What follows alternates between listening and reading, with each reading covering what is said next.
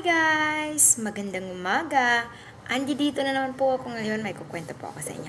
So guys, bago ang lahat, please don't forget to like, subscribe, and click the bell button para updated po tayong lahat sa mga videos na mga gagawin ko. So guys, unang-una, nagpapasalamat po ako sa lahat ng mga nagso-subscribe sa akin. And I have 600 plus subscribers now. I am very thankful guys. Thank you so much. So guys, pag ito umabot ng 1,000 guys, believe me, kakain po ako ng balot. God, grabe. First time kong kakain ng balot guys kasi napakarami ko pong nakikitang mga kumakain ng balot. God, parang hindi ko talaga kaya. Na-try ko guys pero hindi talaga kinaya ng sikmura ko.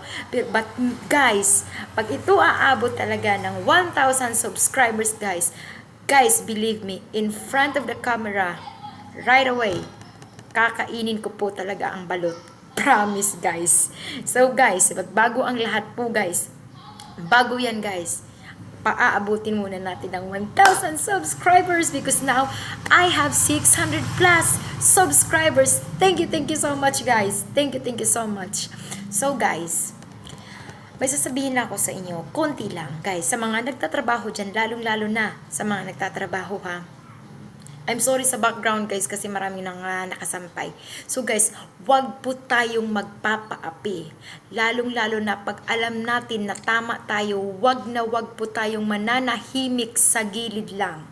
Okay guys, kahit na sino pa yan guys, kahit boss nyo pa yan, kahit manager man yan, wag po tayong magpapaapi. Nasa tama tayo, panininigan natin yan. Okay guys, wag nating hahayaan ang sarili natin na ilulok down tayo na kung ano-ano ang sasabihin sa ating mga masasakit na hindi naman totoo at alam natin ang katotohanan guys, alam natin. So guys, laban lang tayo, lalo na pag nasa katwiran ka, pag nasa katwiran ipaglaban. Yeah, that's right guys. So guys, ito lang ang masasabi ko sa lahat ng mga co-workers ko, sa lahat ng mga nagtatrabaho dyan. Please, wag nating hahayaan yung mga managers natin na api-apihin tayo at pararatangan na tayo kung ano-anong mga kasalanan dyan na hindi naman natin ginagawa.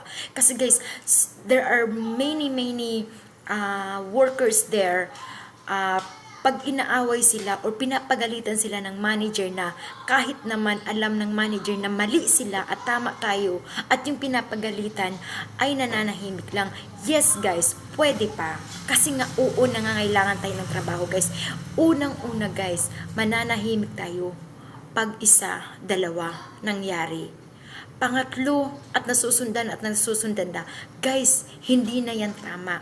Lumalaki na po ang ulo nila, hinahayaan lang nila yan ng kung anong sasabihin nila, okay lang sa kanila kahit nakakasakit na sila ng damdamin ng mga workers nila kasi nga hindi tayo sumasagot. Kailangan natin silang sagutin, kailangan natin silang labanan, pero hindi sa physical way ha, salita lang din. Guys, oh my God, kailangan natin lumaban sa lahat ng hamon sa buhay natin. Kasi nga guys, hindi po pwede na hahayaan lang natin ang sarili na ilulok down tayo. Especially, alam natin kung ano ang totoo. Guys, today, I go home because I'm so sad. You know, sama ng loob nandun, sakit ng damdamin nandoon. Kasi, ikaw ba naman guys, papagalitan ka na wala kang kasalanan. 3 beses nang nangyari to. Wala akong, ayoko nang ikwento sa inyo ang buong kwento guys. Pero believe me guys, yung manager na yan, yung manager na talaga na yun, kunting-kunti na lang talaga guys. Kunting-kunti na lang talaga. Magkikita talaga kami. Magkikita tayo manager ka. Magkikita tayo. Nanggigigil ako sa'yo. Pero, lalaban ako kasi nasa tama ako. Pero pag alam kong mali ako, bakit ako lalaban?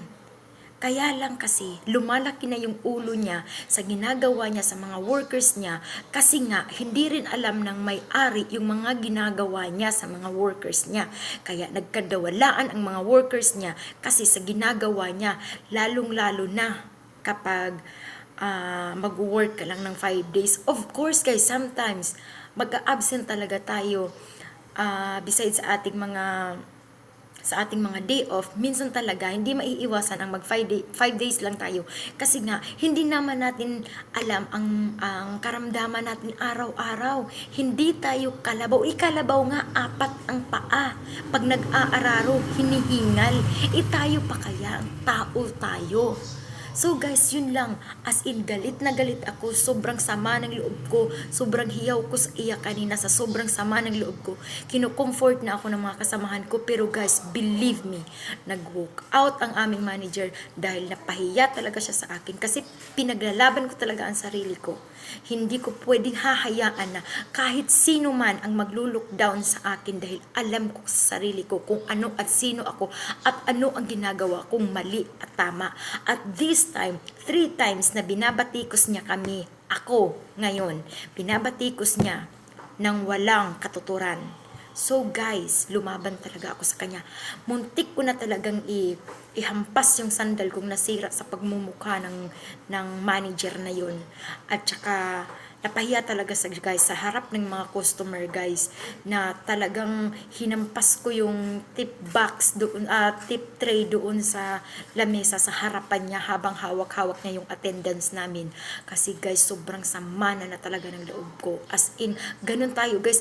Guys, whether you like it or not, yan ang totoo. Kapag galit tayo, kailangan natin ilabas natin ang ating galit, kasi pag hindi, parang tayo ang nananamlay, tayo ang nagigigil, tayo ang nagagalit sa sarili natin. Kaya ako, for me, talagang nilalabas, bino-voice out ko talaga pag ako ay nagagalit. Kasi lalo na pag tama ako guys, ganun talaga ako guys.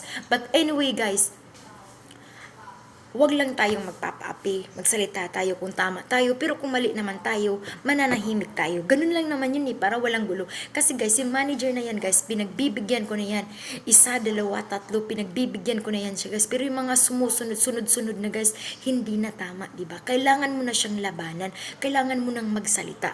What is right and wrong? Because he's not stupid. Maybe he's stupid, diba? Kasi nga, hindi niya alam yung ginagawa niya, I think, sa mga workers niya.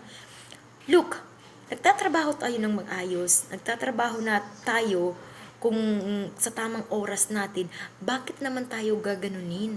Hindi maiiwasan yan guys, mapa-office pa yan, mapa-factory pa yan, mapa-housekeeping pa yan.